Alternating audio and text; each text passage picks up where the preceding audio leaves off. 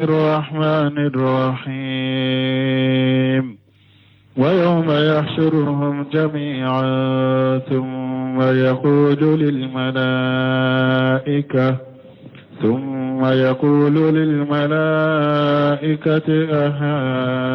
أهؤلاء إياكم كانوا يعبدون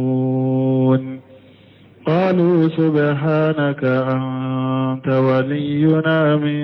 دونهم بل كانوا يعبدون الجن أكثرهم بهم مؤمنون فاليوم لا يملك بعضكم لبعض نفعا ولا ضرا ونقول للذين ظلموا ذوقوا عذاب النار التي كنتم بها تكذبون. بسم الله الرحمن الرحيم والصلاة والسلام على نبينا محمد وعلى آله وأصحابه وسلم تسليما كثيرا.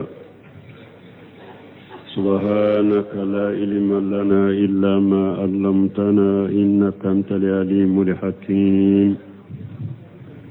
أستغفر الله الذي لا إله إلا هو الحي القيوم وأتوب إليه. اللهم انفعنا بما علمتنا وعلمنا ما ينفعنا وزدنا علما. بيه تنسويه هجريا باكله أني كمناني أني بناني أني ولون فلا شهر المحرم من هجرة سان كالو فلو بسويني وطاني كونونتوناي ميلاد النصارى كجاتي با فلاني مغاني دورو سان كالو ولون فلانا بسويني وطاني ناني ناي أمبي دورة مسجد الرجاء وأمبو كنو. أعوذ بالله من الشيطان الرجيم ويوم يحصرهم جميعا إلى آخر الآيات. ني على بان كباريا مسمين كروتا لندو ويوم يحصرهم جميعا ala ko yomal kama do ale be mushrikun ni bato bawo abu be kunu ko be fara nyogon ka kiyama keneka summa yaqulu lil malaikati ahaula iyyakum ya'budun o kofe ala na fo malikiyawe yala ni mushrikun nunun tumbe awde bato jiya konowa قالوا سبحانك أنت ولينا من دونهم ملكو على السنيا وبافو السنيا بإيه علي إيه على دي أم بيسينيون يه ولوتي هتقلم بكاتيا إيه على دي ما ولوتي أم كبيسينيون إيه على دي يا أم كبيسينيون سنيا بإيه علي نونونكا أن كسر نونك أن بتو كفراي علىك بل كانوا يعبدون الجن أكثرهم بهم مؤمنون نمشركوا فلده نونون تغرى جنة ودكو جنة وديو ولا نو يبتو فين بتو جنة وديو ولا كتام جنة يو ولا لين بكتي تنبتو لمنا utugura jinnaw ko ola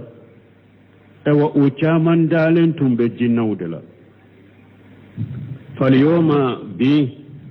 la yamliku ba'dukum li ba'din naf'a wala darra ala ba fo mushriku anu tumbe munum bato aba fo bi aw tesheka nafa mara nyogonye atesheka tora mara nyogonye mana atesika nyogon nafa ya bi atesika nyogon tora ya bi nafa taw bolo na besika nyogon nafa na ye tora taw o bolo na besika nyogon toro na ye ونقول للذين ظلموا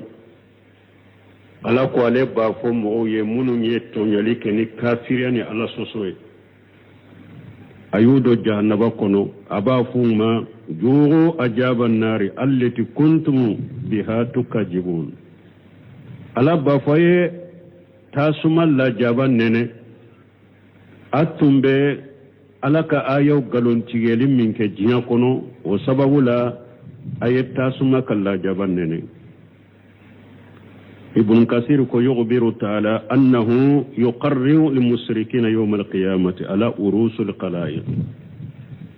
على ينكبر أما سمين قرطة لأنه كو أبي مشركو دسكون تيا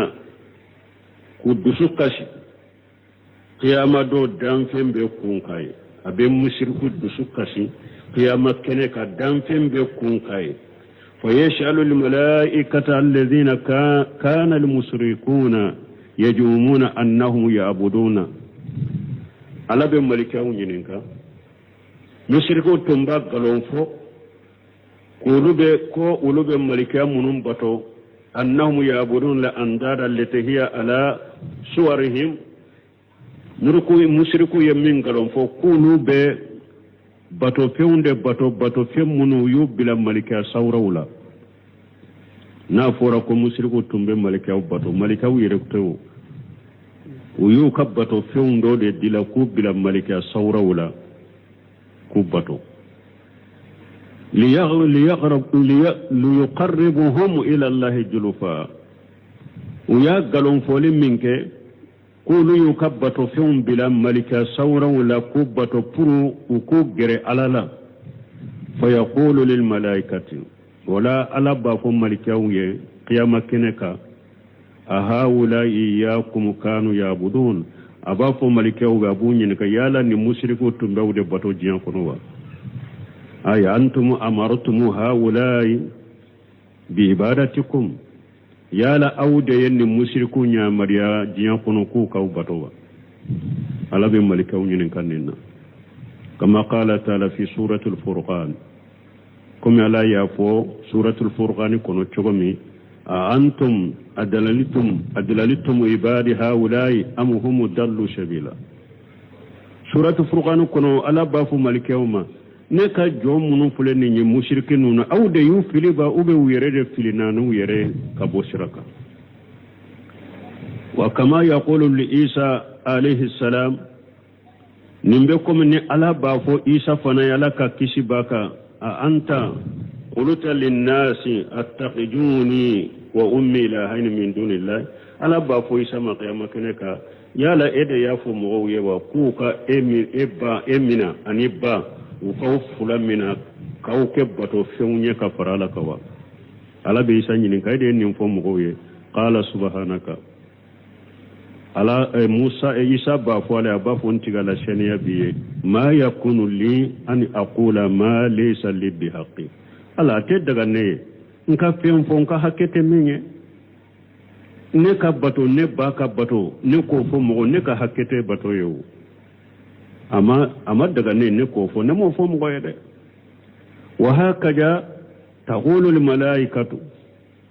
o cogo kelen de la ni Ala ye malikaw fana ɲininka qiyama kɛnɛ kan malikaw fana b'a fɔ subhanaka ay ta'alita wa taqaddasita an yakuna maka ilahu bafo ala e kortalendo e seneyalendo bato fe kasoro bato fendo kasoro kafara eka e kortalendo kaboma e seneyalendo kaboma malike bofo anta waliyuna min dunihim ay nahnu abiduka wa nabrawu ilayka min hawlai ubafo antigala e de ambishi nyogoye nununto mana e ka jonnunde e awunye an bari lembe kata ewa e alama kabo nunuma an bari lembuma bal kanu ya'buduna al-jinna ya'annuna ash-shayatin utumbe jinna de batu la nyine munye shaytanu utumbe shaytanu de batu shaytanu de yufili لأنهم هم الذين يجينون لهم إبادة الأوثان ويدلونهم parce que shaytanu de tumbe boli bato mushriku nye koro shetanu de tumbe mushriku fili utugura shetanu ko shetanu ye boli bato mi yewa mashiru nye koro ye shetanu bato la ko ke shetanu yu fili ufana tugura shetanu ko filina shetanu de yu fili untede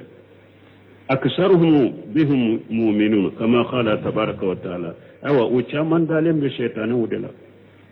abe ko min ala ko ayawre kono in yad'una min dunihi illa inasa ala ko take ka foy bato fo abe ukaboli nunu abe musoto wa in yad'una illa shaytanan maridan lanahu Allah utake ka foy bato katugu foy ko ka wele ni shaytan kan na gelawte shaytan mun ni ala yudanga قال الله عز وجل لكم سمن كبكر تعالى فاليوم لا يملك بعضكم لبعض نفع ولا ضر أي لا يقع لكم نفع ممن كنتم ترجون نفعه اليوم من الأنداد والأوثان أو بي أو تنبي بولي منوباتو منما منوباتو أتنبي باتو في منوباتو كفر ألكا دو تسكاو نفايا التي ادقرتم عبادتها لسدادكم وقربكم اليوم لا يملكون لكم نفع ولا ضر أو تنبمون باتو كوكبتو بلا أوني يا الله غرا برو كوكشي لا غرا كجل يوم أني أكجل لا غرا كجل يوم أنا كجل يوم وتسك النفع مروي يبي وتسك تورا مروي يبي نفع تو بولو يبي تورا تو بولو يبي نوباك يوي aye bato fe munum bato ko ka bato yi ka ke fenye ka bila awnya qiyama ya pura ka kisi qiyama gele yawma a bi wutese ka unafa nafatu bolo ya binuba ke awye wa naqulu lil ladina jalamu wa hum al mushrikun am ba fu mogoye munu nyetto nyalike mushriku kafiru ala sosolaw jogo ajaban nar aye jahannaba tasumal la jabannene allati kuntum biha tukadibun أي يقال لهم ذلك تقريعا وتوبيغا نمبفو كافرون مشركو يجهنم كونو كود دسوكاسي دي اني كولا غوشيناي دسوكاسي اني كولا غوشي كوتو جهنم كونو نمبفو يه بورو كود دسوكاسي ناي كولا غوشيناي جهنم كونو وإذا تتلى عليهم آياتنا بينات قالوا ما هذا إلا رجل يريد أن يصدكم عما كان يعبد آباؤكم وقالوا ما هذا إلا إفك مفترى وقال الذين كفروا للحق لما جاءهم إن هذا إلا سحر مبين وما آتيناهم من كتب يدرسونها وما أرسلنا إليهم قبلك من نذير وكذب الذين من قبلهم وما بلغوا معشار ما آتيناهم فكذبوا رسلي فكيف كان نكير الله بان كباريا كبو كافرما وإذا تتلى عليهم آياتنا بينات على كونين على كآية بانغالو نويو كلا كافروكا قالوا ما هذا إلا رجل كافر باكو نيونيده كافون نينته فوچه دو de ninye doro يريد أن يصدكم أما كان يعبد آباؤكم nimba fe doro kawsage kabo fe na faw tumbe munum bato doro aba fe kawsage kabo ka faw bato fe una doro wa qalu ko ma haja illa ifkum muftara ko ciide nyemmi fo ko ala kelemte ka bato foy kana bato ka far alaka e ko aka kuma min fule ninye ninde foye fo ngalon jugu na ya tiga kunna kafo alama ci alama ni foy balma usani an kado bunka sirka tarfo tafsirun kono dramani sadi konni yorola akoyen ninye duma mi ciden cera uma kuka ala kelempe bato utara ewa ciden ka kuma utara cinya sagi ni penye minte hari subuhaye janko huja yala ni mogo nana ema ka cinya yira ela hari na ya soro etumbe mogo filibanti do ka hakilinaka yala cinya fole oye filibanti ka hakilina besiga ke sababu e chogode ko do ke delela e ka cinya nyone filibanti kuma ni mbape kausagi kabo fende kau fau tumbe mumbato tumami bunu ewa Abdurrahman Sadi ni fako wa raddul haq bi aqwali dalil akum min yekatinya sagi ni mo filibanti ka kumai idha ta'ammalita kull haqq urudda fa yajhaja ma'alahu la yuraddu إلا بأقوال الدالين من المشركين والدهريين وفلاسفا وسايبين والملحدين في الدين الله المارقين فهم أسوة كل من رد الحق إلى يوم القيامة. عبد الرحمن الصادق أكو كتنيا سغي نفل بانتو ككماوية أكو نية جاتمنا تنيا ستنيا نمغو يا سغي akunniya jatemina iba soro tiyen sagi sababu teke foye fo iba soro tiyen sagi sababu ye mogo filibantu dode ka kumai tiyen sagi ni mogo we tiyen sagi ni mogo filibantu dode ka kumai ka bo mushriku la wadahariyina ani jinya dunke munu koko no ba fa ni nye jinya kala da de sa jinya ko de nunu nye jinya de nanani nunu nye ni te fe ngore wa falasifa ani filojofu kalannaw wasaibina ni saibina min tasila ani sabiina uteddina sila wal mulhidina ani bambantiu fi dinillahi almariqina munum banna alaka dina la nu bolen be alaka dina kono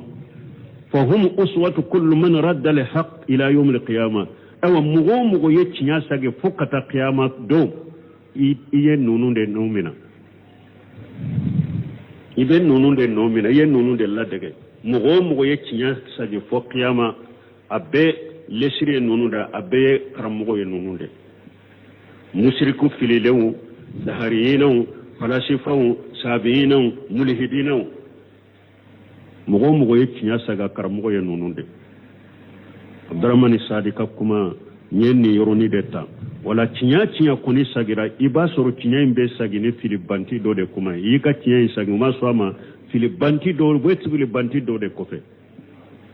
ode kakuma kera sababu e nu be cinya sagi baga be karamo ya nununde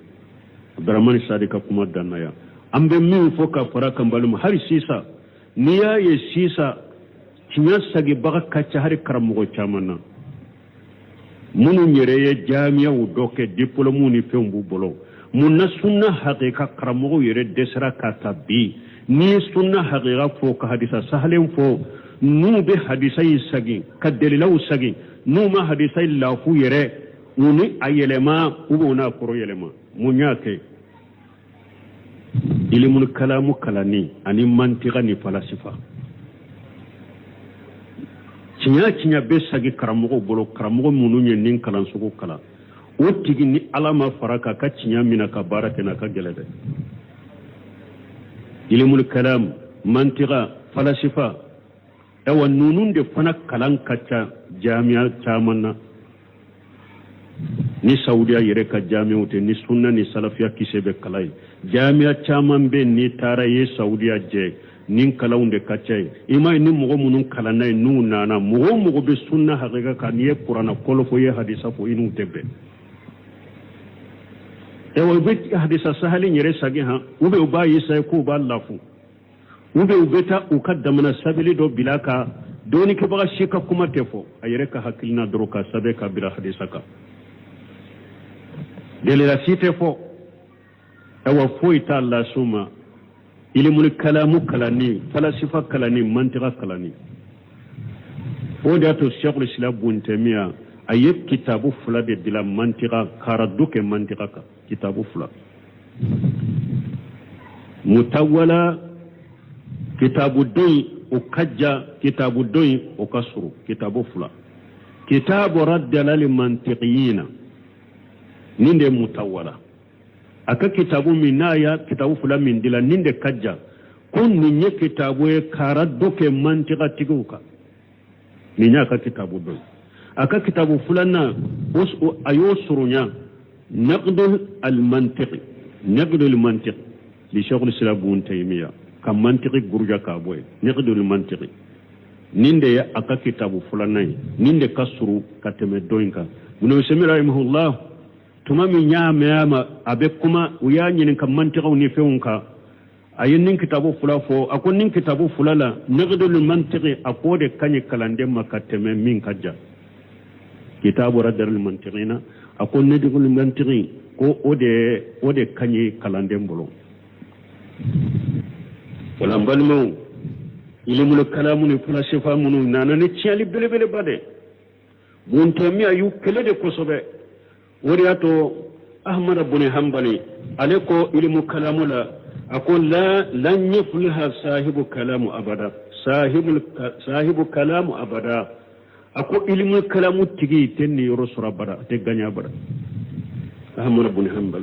wa qala imamuna shafi'i rahimahullah imamuna shafi'i ko choda ko hukumi fi ahli al-kalam imamuna shafi'i ko aleka kiriye minye ahli kalamu munumbo ahli kalamu dunkeuka an yudrabu bil jara'id wan ni'ali wa yutafu bihim fil ashair wal qabail ويقال هذا جزاء من ترك الكتاب والسنة وأقبل على علم الكلام إمامنا الشافعي يقول لك كيري مونيا أهل الكلام لا كوبغو ني تمرو بوسويه أنيم إوا كوبغو ني سمرويه أنو كاو إوا ka munumunu nuye kabilawu ni jama chela kuyira mugola kulebu kafon ni nye mugo de kasaraye mugo minni alaka kitabu toye ka ciden ka sunna toye kinyesi aywa ilmul kalamu e kasaraye ninde mamuna safo ko alaka kire ninde ahli kalamula donc cinya bake kasagi ni ay karamugo chaman be diplôme ni fembu bolo ibe suni tileke aya be fuye hadisa be fuye sunna karamugo nyuma kuma be fuye utesege fulolo bake kusagi foyi tenin kalan sugu de ya sababu do yenin kalan sugu munun kede nunun de sababu do cinya yere bilal no ko hadisa te sega fo doye ite sega karamugo nyuma do ka kuma fo doye doro aben nanini kuma juguni e wa sabuteri bilaka alakan kisalakan tangam bani mo be cinya sagi adramani sadi ko ka karamugo yem nununde mushriki fili lewu dahariyinawu sabiinawu mulhidinawu cinya sagira abe sagini fili banti do de ka kuma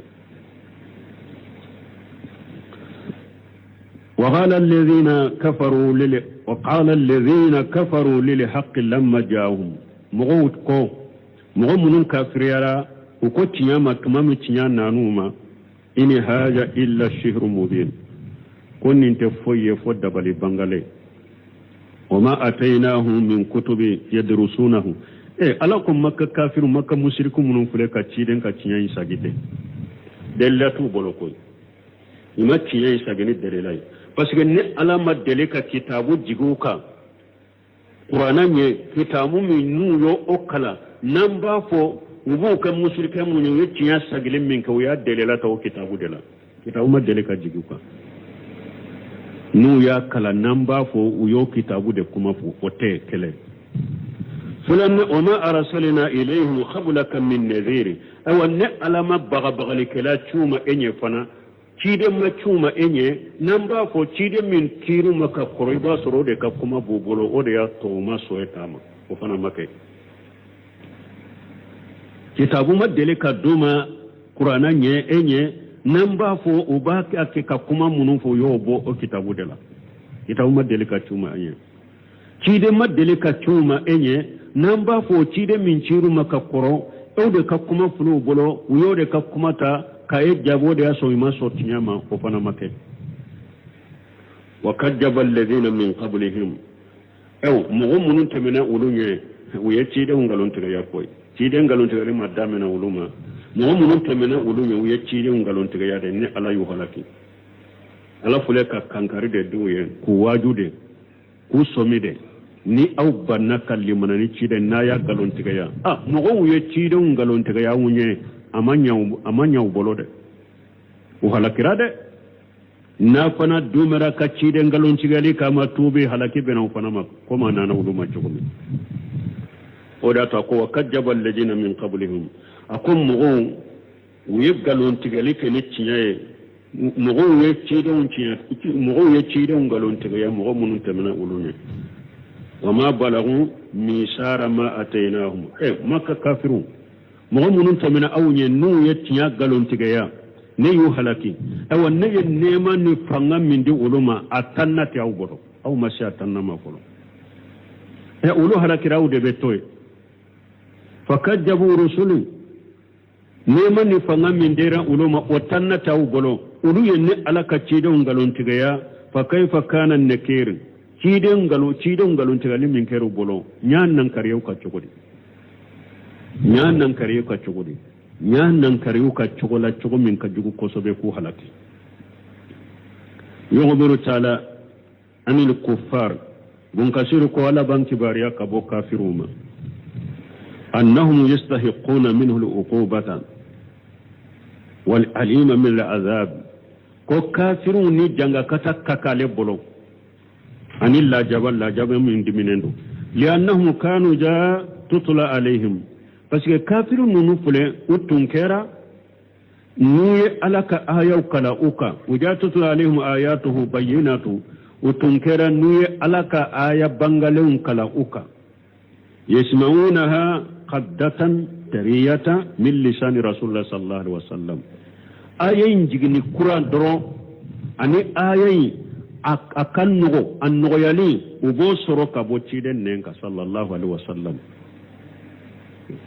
kada yede fenna di kura femmin jigina a jigini kura a jigina yoro mi dron uba ta ciden nenka annugo yale qalu nuye aya bangale me ciden nenka min jigini kura do akan nugo fana ويا متشيدن نينكا يرمي قالوا ما هاجا إلا رجل هنا تابع باقو كن انتفو يفو تشيدو ديني يريد أن يصدكم أما كان يعبد آباؤكم نمبا في كوساجك أو فوتم بباتو في منباتو نمبا في كوساجك أبو أفاو كباتو في اندما يعنون أن الدين آبائهم هو الحق وكلا نيني ku ulu fauka dina ko da ciyaye wannan majahu bihi rusulu indahum batilu ko ci da nimmin na ulufe wayen galonde ukalla nyinen ninde ulu yu fa sorobe bato fe munum bato ulu fa ka dina inde ye ciyaye ci da nimmin na ulufe wayen galonde alaihim bun kasiru ko abenni mushriku nin kafiruka wala abaihim anifau la'inullahi ta'ala laka danga wube kai uluni fa filibantun be alaka danga bukai balmo har don ka ko menye bidiya cari sababu mushrika cari sababu dugu konoka mu fo taqlidul ama fa qurbato finyeto beron ñin fa soro ninde ka ñin ba soro ninde ka ñanka mogo soro ninde ka o be bidiya cari sababu la ka mogo la degete doro hadama de i fa iya soro bato cogo munun ka i bo yira qur'ana ni sunna de la i fa tumbe kuma munun fa koro tumbe kuma munun fo tumbe bato munun ke abo yira qur'ana ni sunna de la nuka kuma nuka baton mununi ni kalla da mununi qur'ana ni sunna ya nyogonta abe uluta abe barake nuye nuka kuma mununi kalla da nuka bato chogo mununi qur'ana ni sunna ma nyogonta abuta bilade wote danga denya yo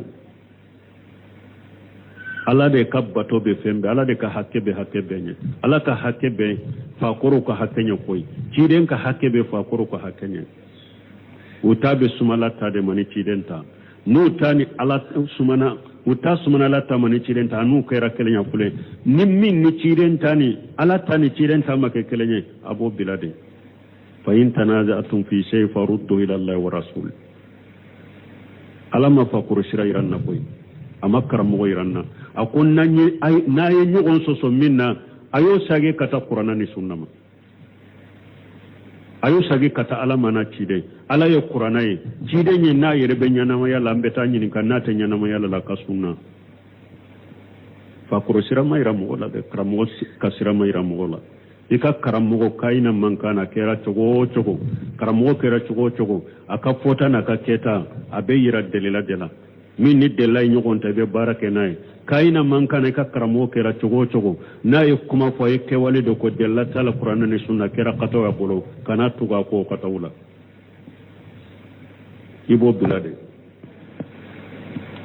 awa munun fana be sinsi fa koro shiraka ado be iba soro fa koro doni hakke min nana uluma ulu ye barake no ode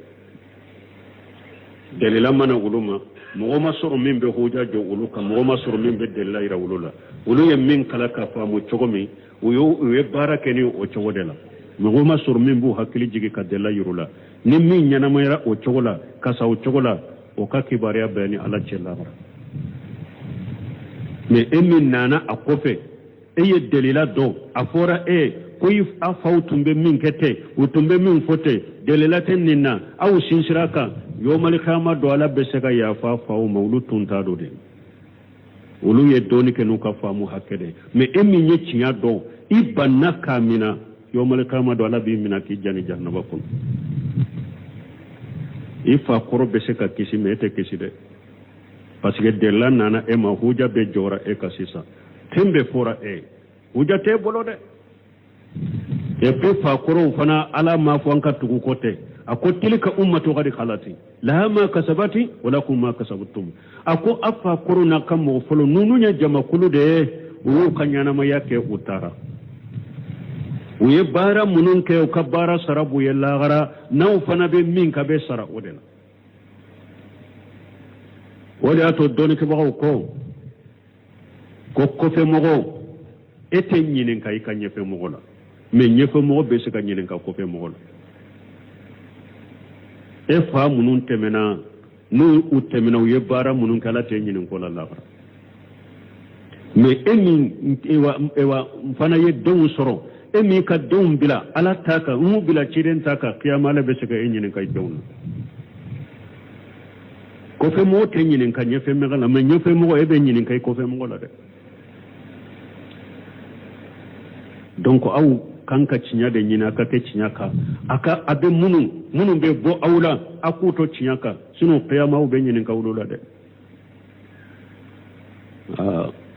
wa qalu ko ma hadha illa ifkun muftara ya annuna alquran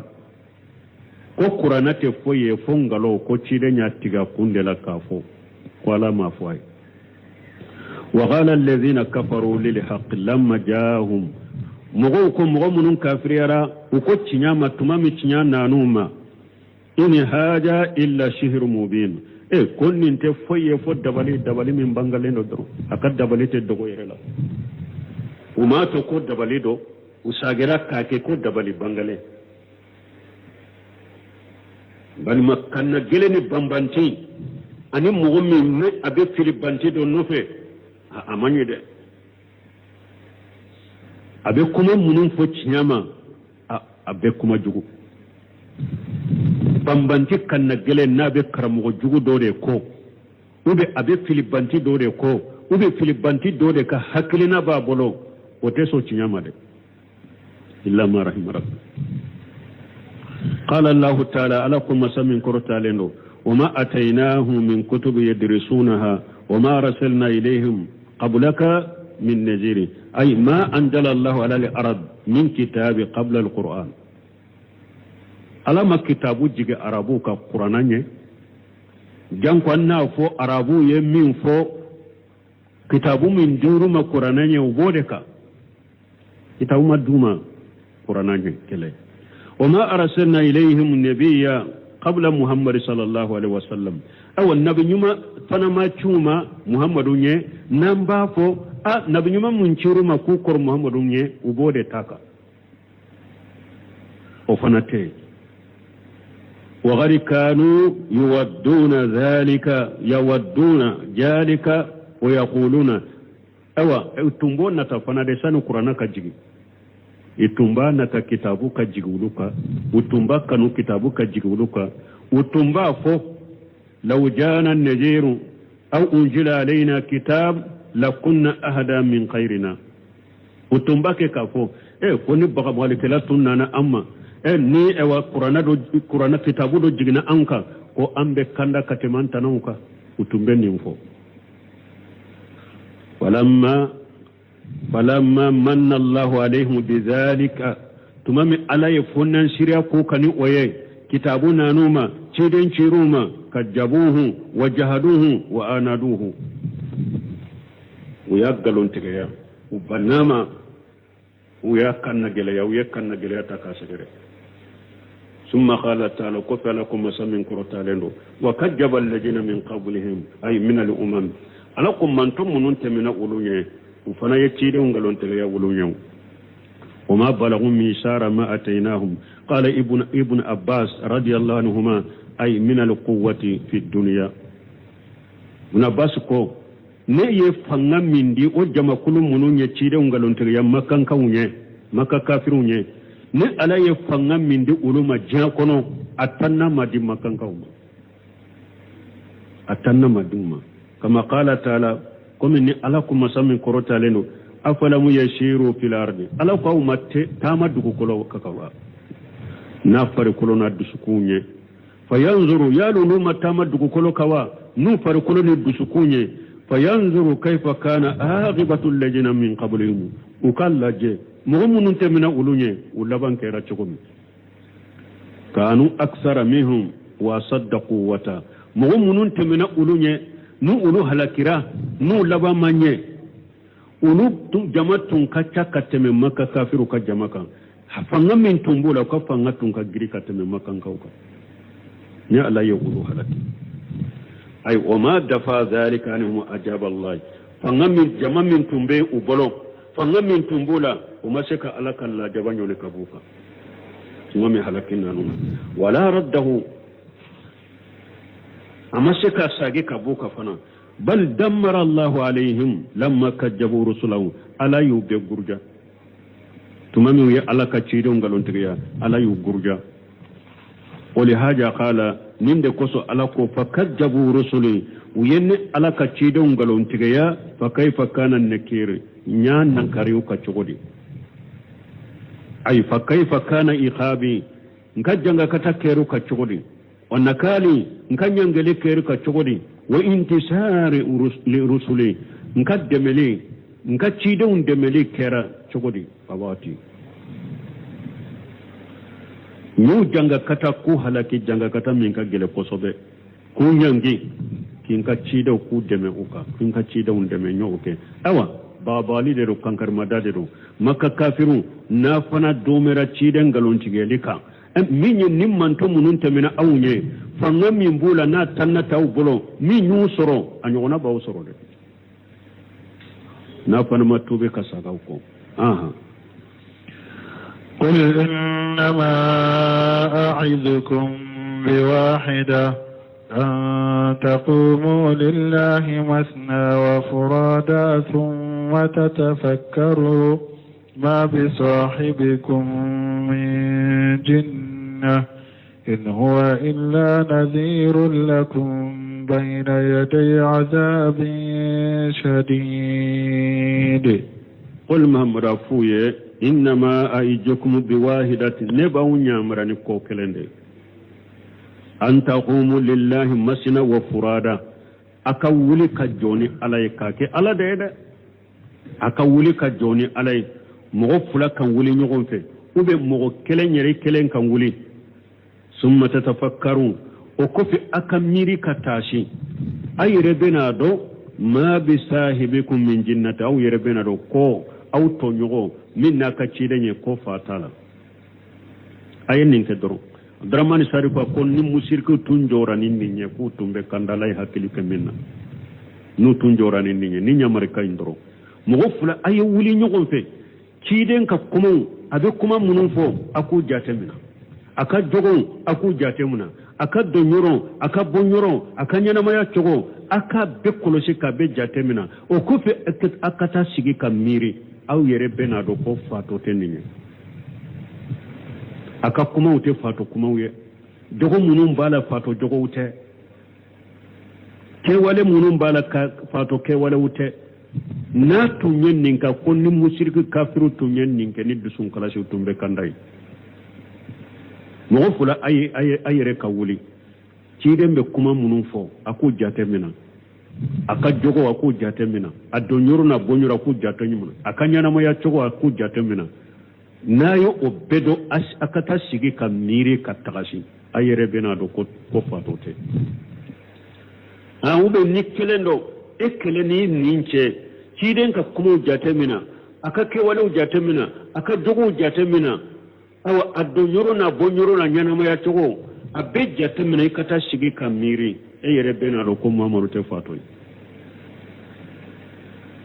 in huwa muhammadu te foye illa nadhiru fatote naw yere miri la katasha yere bena do ko fatote aw bena do ko foy ate foye ni ci e wak bagbal kelate aw bena do ko bagbal kelate do abena do ka fu foy te ni bagbal kelate nadhiru lakum bagbal kelado aw ye bayna yaday azabin shadidi na baw baga sanilla jaba ka usuru la jaba min ka gele يقول تبارك وتعالى ألا باكو يا مسامي أهيرك بكرت قل يا محمد لهؤلاء الكافرين جائمين أنك مجنون ما مرافون كافر ويه منم باكا كغلون فوق أي فاتودي أفويه إنما أعيذكم بواحدة أي إنما أمركم بواحدة نبا ونيامرني كوكلندي وهي وكوكلين يموني أن تقوموا لله مسنا وفرادا ثم تتفكروا ما بصاحبكم من جنة أي تقوموا قياما خالصا لله عز وجل من غير هوى ولا عصبيات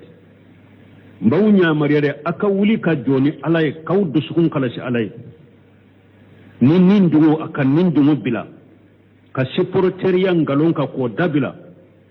فيشأل بعضكم بعض أو يرك نيغو نينكا هل بمحمد من جنوني يا لا فا محمد الله فا محمد الله أي يرك نيغو نينكا أي ولي مغو فلا كا نيغو نينكا ني على يده يدسون كلاشي نيندو تالا سيبورتيريا تالا أكا نيغو نينكا يا لا كرسا محمد يفاتو ديوا فينسه بعضكم بعضا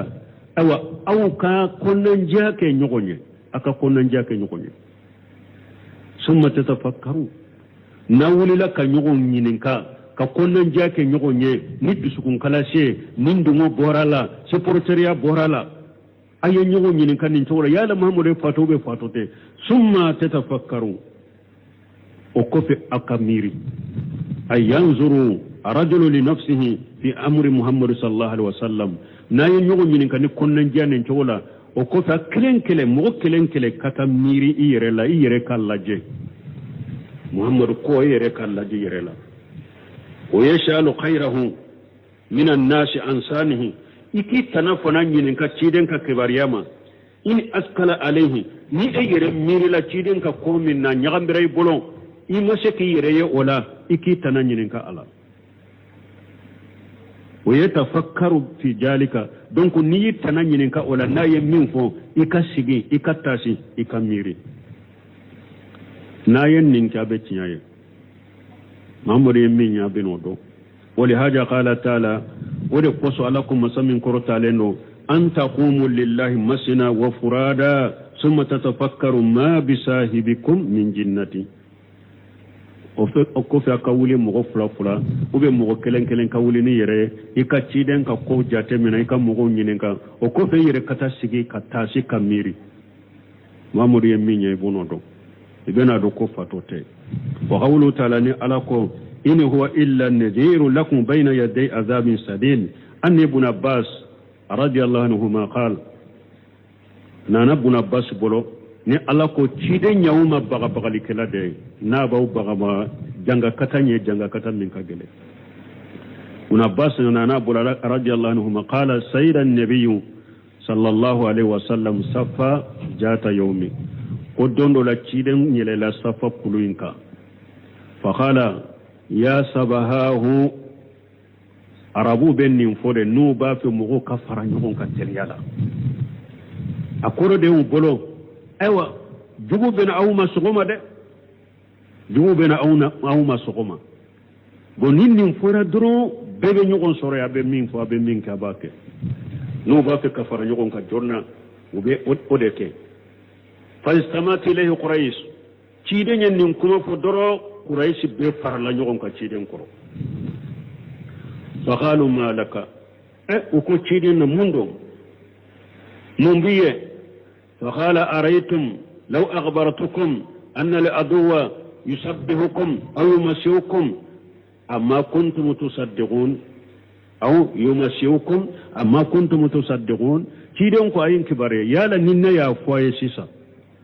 o sogoma jugu bena biaw ka kawkele ube ulafe jugu bena awkele abe danna ube ate danna qalu bala ko ambe dailake parce que ciden ta galon tigew ninne de ya fawye kafu makankan sini sogoma jugu bena biaka de sini wula fe jugu bena biaw kade abe danna ube ate danna o ko ambe dailake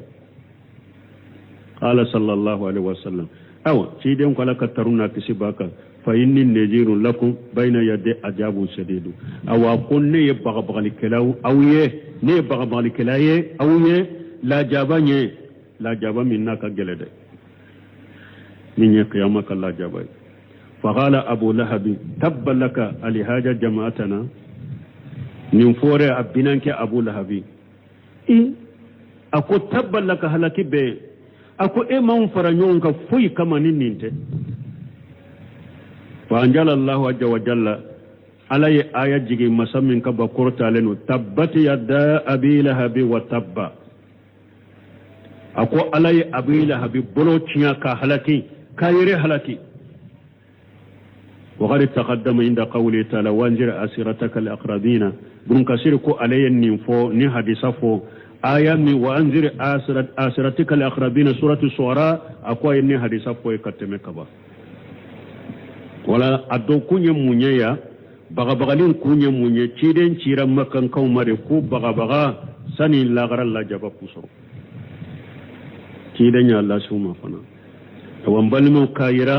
أكاچا illa marahima rabbi hada made an yafo cogo min ni koy be joni ciden ka cimeyin fana ye mogo fulo munun be ki kele bagani ka jugo ye ka bani masuru kana nyini yoro were e ka bani masuru yere de burbili ko controla ulu de yi kele bagaye folo foni ala ye mogo min demede o fana ye ala kasira do de kata no mogo koy be joni cinya de ube be joni ciden ka cinye de e ka jugo fana ewa a caman bɛ kɛ yɛrɛ ka masurunya mɔgɔw de o ni ala ye mɔgɔ min tanga ala ye mɔgɔ min kisi ewa ciden ka masurunya mɔgɔw a ye binankɛw yɛrɛ de kɛra ka jugu ye binankɛ min filɛ nin kɛra ka jugu ka tɛmɛ bɛɛ kan ewa hadamaden fana ni i ka juguya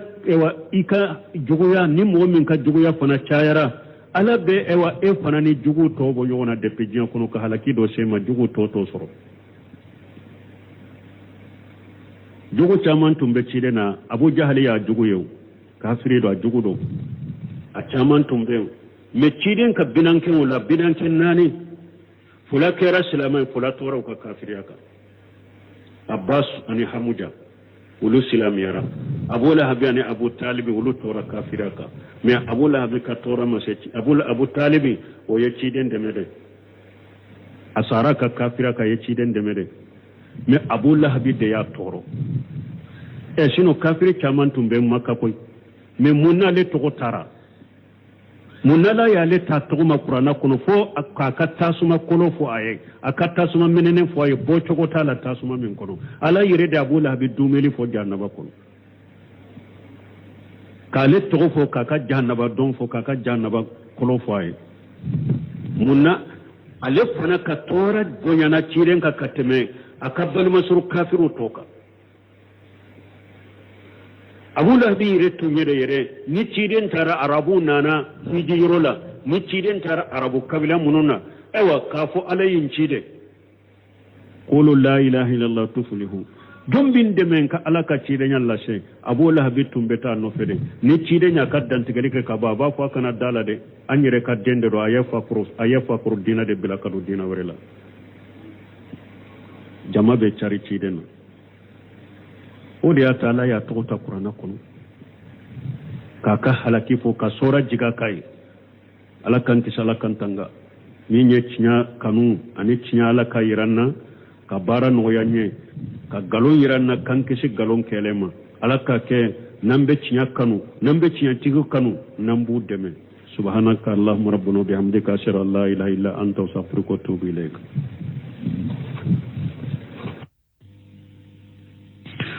سورة سبع آية بناني أعوذ بالله من الشيطان الرجيم بسم الله الرحمن الرحيم ويوم يحشرهم جميعا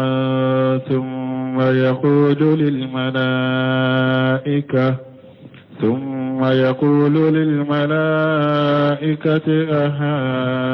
أهؤلاء إياكم كانوا يعبدون قالوا سبحانك أنت ولينا من دونهم بل كانوا يعبدون الجن أكثرهم بهم مؤمنون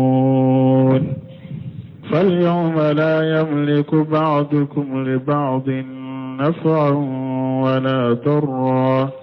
ونقول للذين ظلموا ذوقوا عذاب النار التي كنتم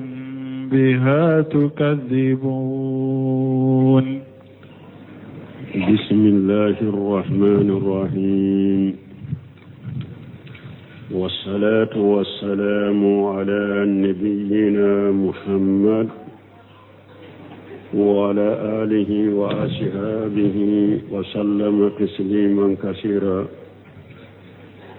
سبحانك لا علم لنا إلا ما علمتنا إنك أنت العليم الحكيم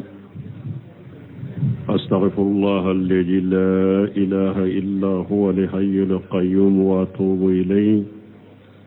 اللهم انفعنا بما علمتنا وعلمنا ما ينفعنا وزدنا علما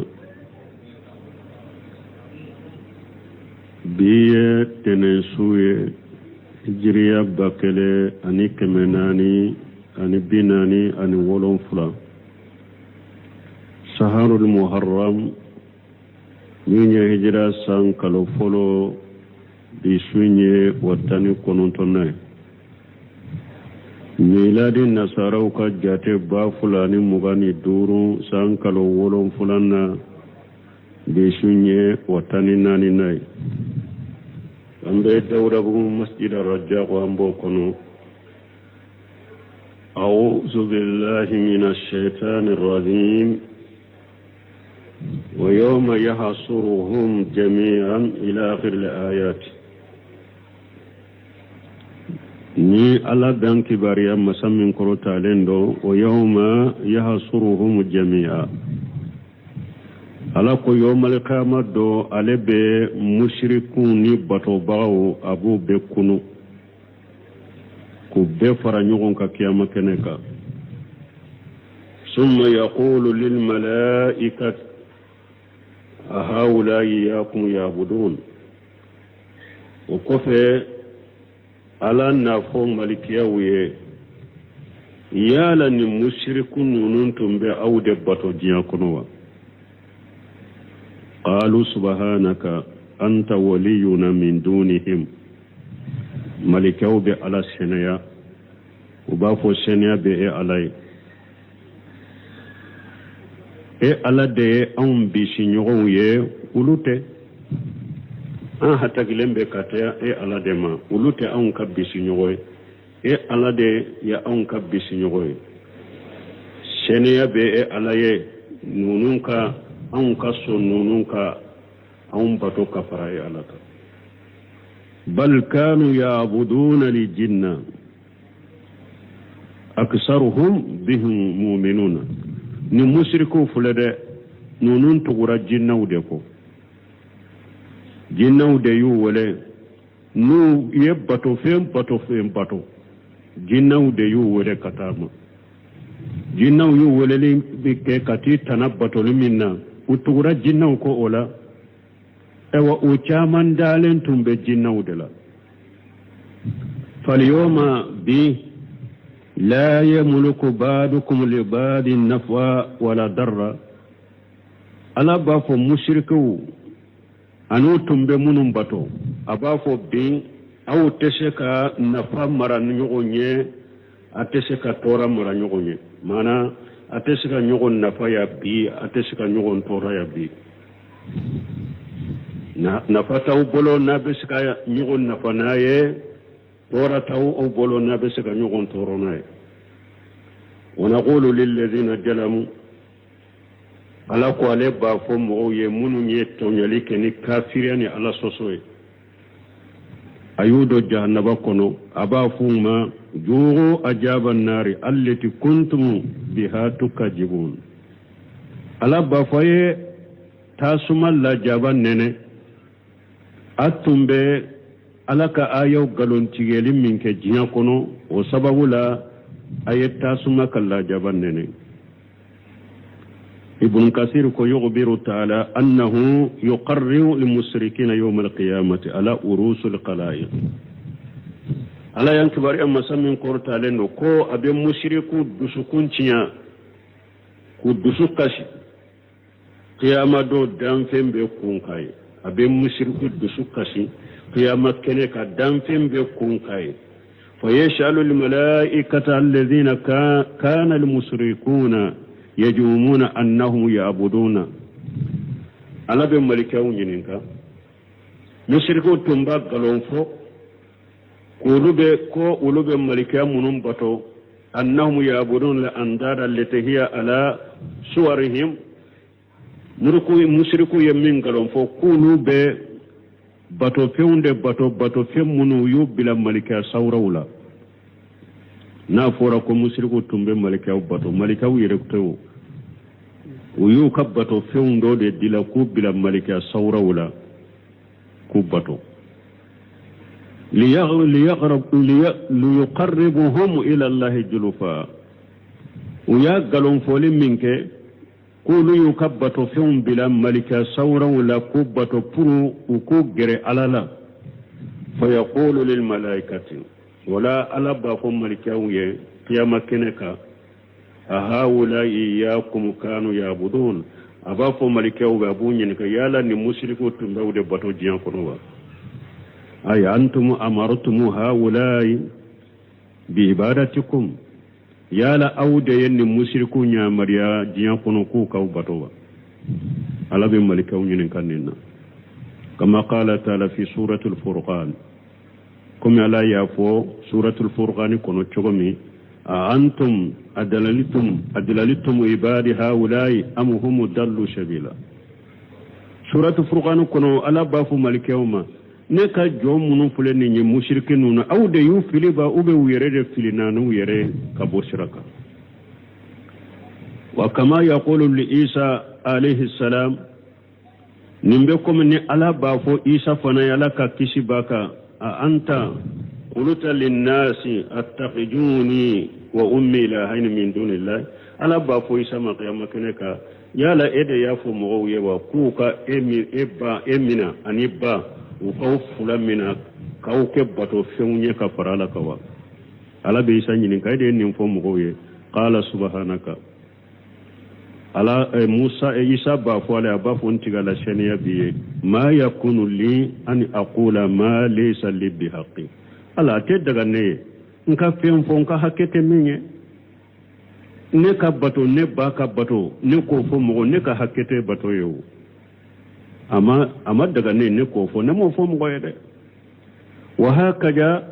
taqulu al malaikatu o cogo kelen de la ni alay malikaw fana ñinin ka qiyama kene ka malikaw fana ba fo subhanaka ay talita wa taqaddasita an yakuna ma ka ilahu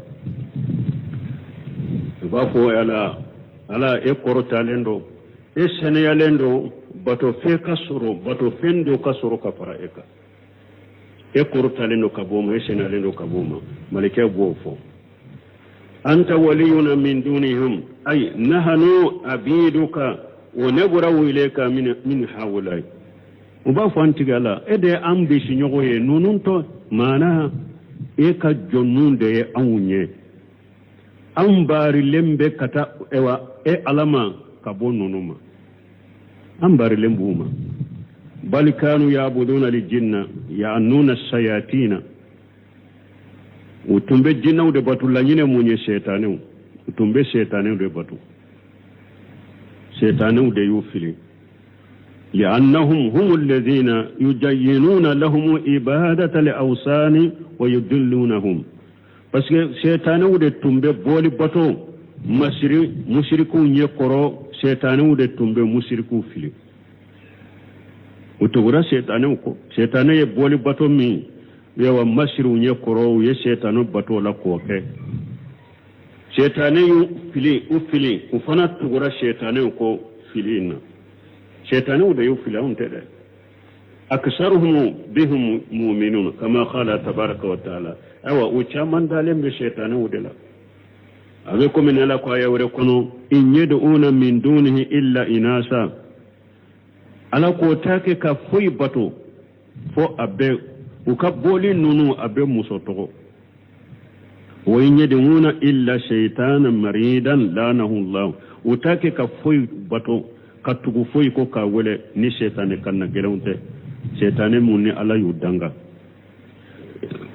قال الله عز وجل لكم سمن كبكرت لنو فاليوم لا يملك بعضكم لبعض نفع ولا ضر أي لا يقع لكم نفع ممن كنتم ترجون نفعه اليوم من الأنداد والأوثان أو بي أو تنبي بولي منون باتو منما منون باتو أتنبي باتو في منون باتو كفر ألكا دو تسكاو نفايا التي ادقرتم عبادتها لسدادكم وقربكم اليوم لا يملكون لكم نفع ولا ضر أو تنبي منون باتو كوكبتو بلا أوني يا الله غرا برو كوكشي لا غرا كجل يوم أني أكجل لا غرا كجل يوم أنا أكجل يوم وتسك النفع مراوي يبي وتسك تورا مراوي يبي نفع تو بولو يبي تورا تو بولو يبي نوباك يوي aye bato fe munum bato ko ka bato yi ka ke fenye ka bila awnya qiyama ya pura ka ukisi qiyama gele yawma a biwte se ka unafa nafatu bolo ya binuba ke awye wa naqulu lil ladina jalamu wa hum al mushrikun amba fo mogoye munu nyetto nyalike mushriku kafiru ala sosolaw jogo ajaban nar